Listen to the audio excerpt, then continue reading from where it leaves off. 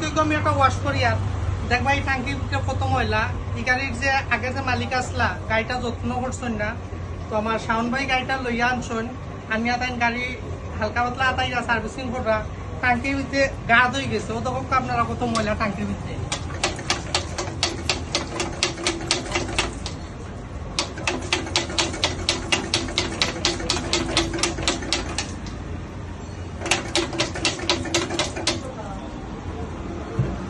কত ময়লা,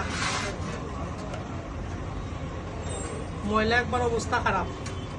এটা ট্যাঙ্কির ভিতর জমগার লাগের ফেক হয়ে গেছে, ফেকুর মতো হয়ে গেছে।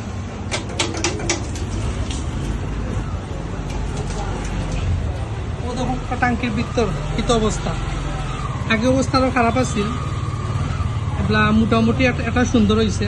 খুব খারাপ অবস্থা আছে ট্যাঙ্কির।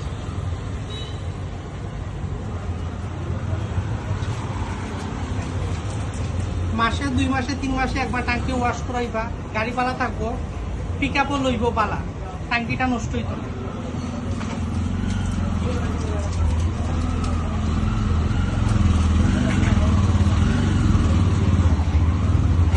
অযত্ন অবহেলার কারণে আজকেও অবস্থা।